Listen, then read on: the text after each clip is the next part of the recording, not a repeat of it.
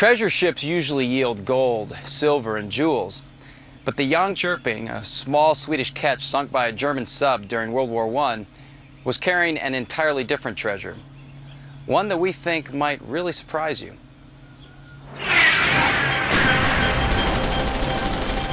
The First World War was raging across the European continent. Although Sweden was neutral, there was a heavy trade of goods being smuggled across the Baltic to Finland, eventually destined for Russia.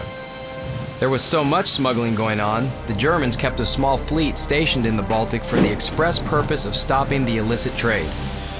In October 1917, a small Swedish ketch, the Jönköping, slipped out of its home port in northern Sweden, headed for Rauma in Finland.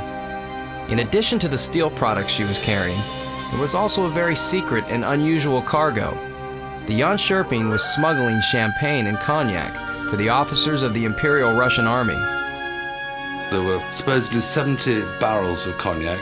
There were 50 packing cases, each containing 100 bottles of champagne, and 30 casks of Bordeaux wine on the manifest. And they had been sent from France to Sweden, and then they were being smuggled across the Baltic to the Russian army. A German U-boat intercepted the Jönköping, removed her crew, and sank her with explosive charges. The ship and her cargo went to the bottom. And then, almost 80 years later, Claes Bergvall, a Swedish treasure hunter, decided to go after her. The amount of cognac was 68 barrels, loaded with 5,000 gallons of cognac in different quality, from the absolute best down to, the scrap cognac.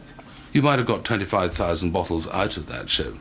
25,000 bottles of cognac, which had been at the bottom of the sea for such a long time, would be a fantastic find. Niklas Löfqvist is a Swedish journalist who covered the story. When they tried to find out what they could do to get a ship up and what they could do with the champagne, if it was drinkable or the cognac, they went to the Vasa Museum and talked to the experts. The Vasa, a 16th century Swedish ship of war which sank in Stockholm harbor, was brought to the surface 300 years later, demonstrating that wood can survive centuries of immersion in the Baltic. So there was every possibility the casks containing the cognac would be found intact. Claes Bergvall knew this was a treasure worth going after.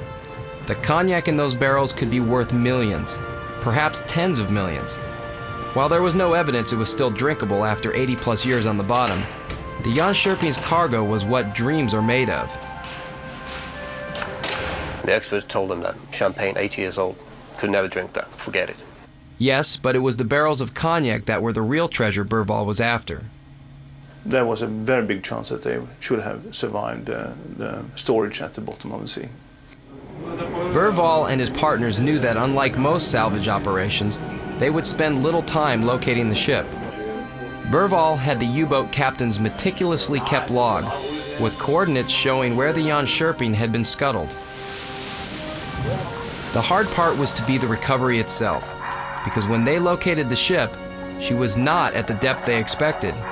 Instead of a very reachable 125 feet, the ship actually lay at a depth of almost 200 feet, and this changed everything. So they had to go back to Sweden and find some people who could do this kind of diving, trimix diving. Then you need 3 different kinds of gases to be able to work at that depth.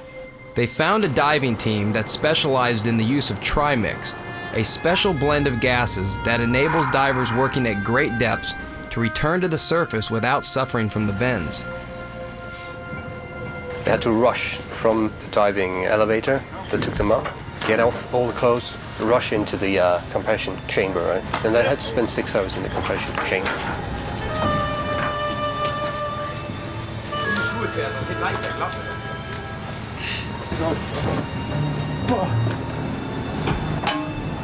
Slow down.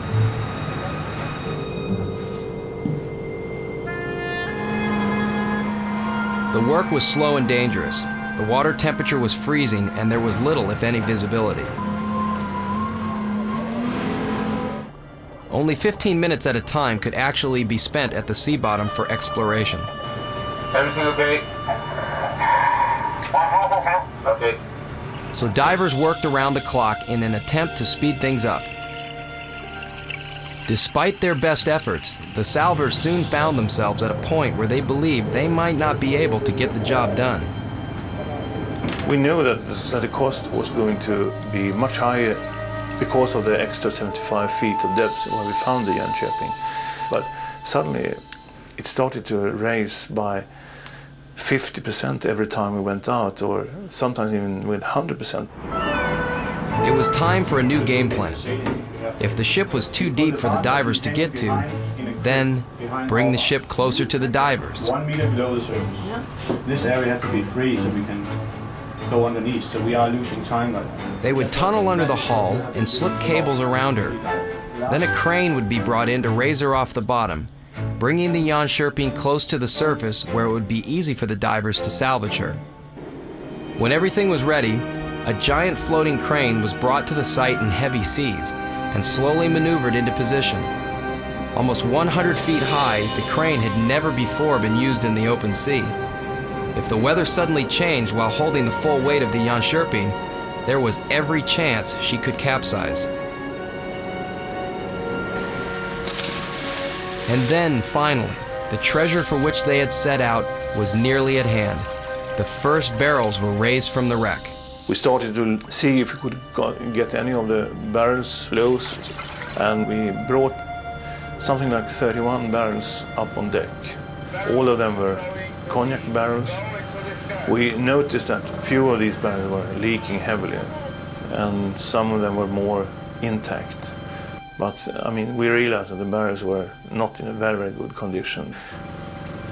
The atmosphere on board darkened as the damage to the cask became evident. They found that unfortunately the water had got through the wood and had effectively changed places with the cognac inside, and so the contents of all the barrels was completely spoiled. After all the work, Berval found his hopes dashed. But they decided to carefully preserve the cognac in large plastic containers on the hope it could still be saved.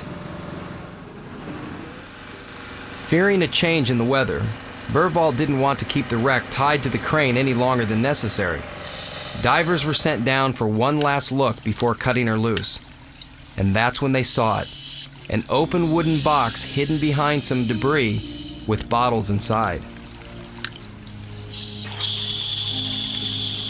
And they thought, well, you know, it's been around 80 years, could never be intact. And then someone saw that there was some air in the bottle. And they realized, okay, if there's air in the bottle, that means there can't be salt water in the bottle. So they opened it up and tried the first champagne, and it was delicious. We decided to taste it, and it was absolutely the experience of my life. You know, it was absolutely fantastic. What the experts had told them was entirely wrong. The cognac, which was supposed to be perfect, was not, and the undrinkable champagne was excellent. The extraordinary thing with this champagne was that it just hadn't changed. And the thing that matures wine more than anything is heat. And at 64 meters, it's 2 to 4 degrees centigrade all the year round. This meant for perfect conditions for the champagne, because it was like having a wine cellar at the bottom of the Baltics. While the giant crane continued to hold the Jönköping in place, the divers started bringing up the bottles. But even this was not to be without problems. The problem was that as they brought the bottles up, the corks naturally would start to rise because the wires that hold the corks in at the top of the champagne had corroded away, they'd rusted and gone. Second, that the pressure at 64 meters in any ocean is almost exactly identical to the pressure inside a bottle of champagne, which is why you have a wire on the cork to stop it flying out. But the corks were exposed now. And as the bottles rose, the water pressure holding the corks in place lessened, which is why the corks were loosening. And they had this rather ingenious method that they put a wire mesh over the top of the cork with a tight wire around it to hold the cork in. Now, they had to act very fast because as these bottles were coming up in a basket, maybe at 6 or 8 at a time, they had to be pretty fleet of hand to get this wire over the top of the cork, put a tough wire around to hold it on, and so secure the wine in the bottle. The method succeeded. In just a couple of days, they managed to retrieve over 2,000 bottles of the champagne. When the divers could find no more bottles, Burvald decided to bring the Jönköping to the surface. The sea was calm, and everyone wanted to see this small boat, the recovery of which had proved to be so difficult. The crane slowly winched the Jönköping to the surface and held her there. Divers carefully checked the ketch from bow to stern, making sure they had retrieved everything salvageable.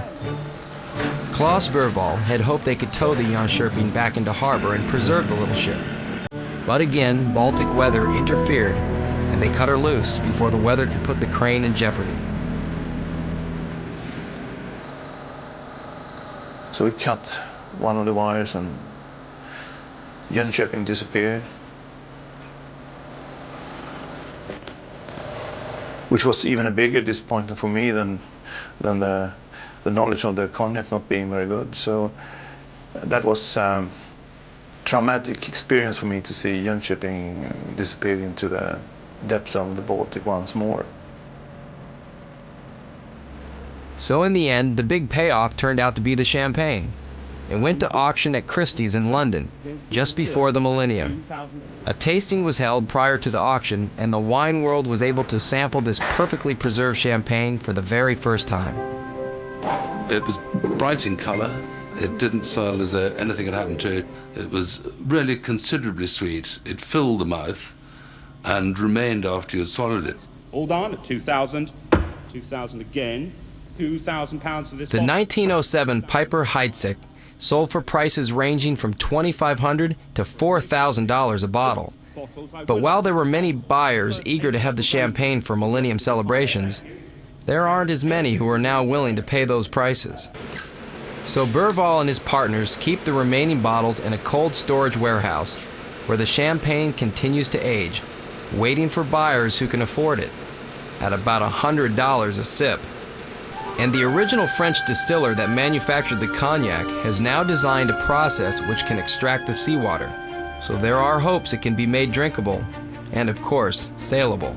3 years before, when Burvald and his partners embarked on this recovery, they couldn't have foreseen the difficulties.